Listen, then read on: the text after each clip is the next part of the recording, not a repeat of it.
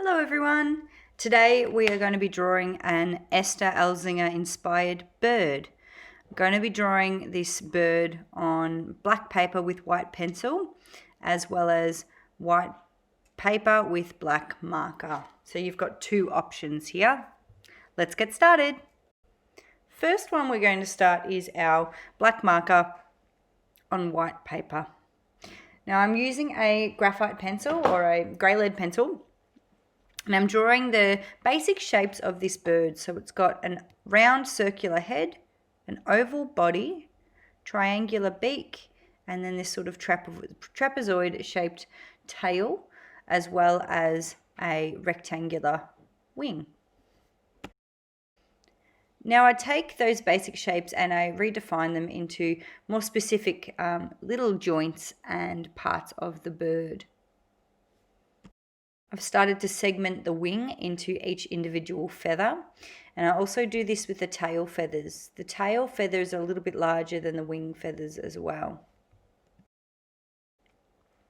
Now that I've finished the lead outline, I go ahead and I redefine all of my marks with a black permanent marker. So this is outlining the parts of the bird I'd like to keep, and at this stage you can make any adjustments. Like I have with the wing, I felt that there needed to be some larger feathers in there, so I've added those in with the marker.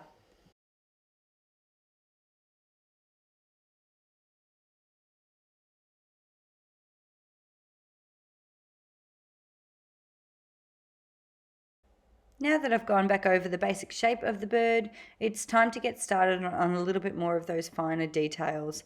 I add some claws at the bottom of my bird. I also go ahead and start adding some smaller lines to represent feathers on the bird's neck and head area.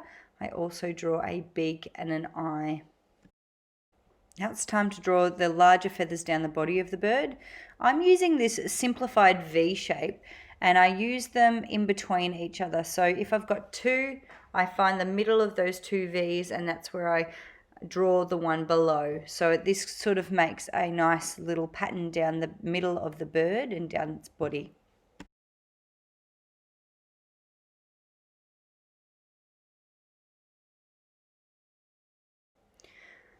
Now I add lines down the center of each of the back tail feathers as well as the wing feathers. And this is so I can start adding the filament. Now filament is the inside stem of every feather, and it's the part that helps hold the smaller little lines on either side together. This is often made of cartilage and a little bit thicker in the bird's wing. Now that I've finished on the back tail and the wing, I go ahead and I add that same filament in the body feathers. Now I'm going to fall forward and add in all those little details on the back tail feathers, the wing feathers, and down the body of our bird. Our final step is to rub out, using our eraser, all of those grey lead lines, so we've got a nice complete and clear final piece. If you'd like to add colour to your bird, you're more than welcome to.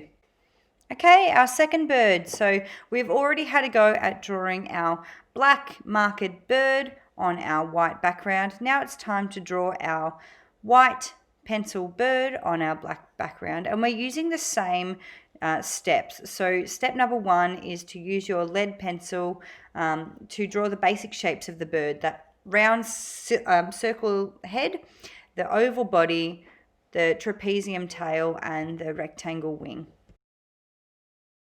Once you've finished with your lead pencil, it is time to use our white pencil to redefine the lines and start drawing our outline of our bird. Okay, now it's time to add our filament to our feathers. So this is the structure down the middle of our feather on our tail feathers, our body feathers, as well as our wing feathers. You're welcome to do more or less of these and smaller and larger if you want.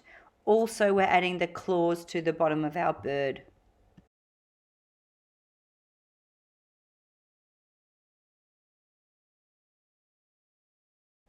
One of our second last steps on this drawing is rubbing out all of our lead pencil. Now, because we've used white pencil, our white outlines may rub away. So we'll be doing a second step after this, which is redefining some of our white lines, because we do lose a little bit of that definition when we're rubbing out our lead pencil.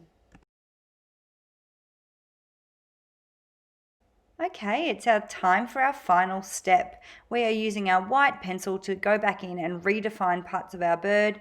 This is where you can add extra details, add extra shading. I decided to colour in the beak on this bird just to make it a little bit different. It's up to you.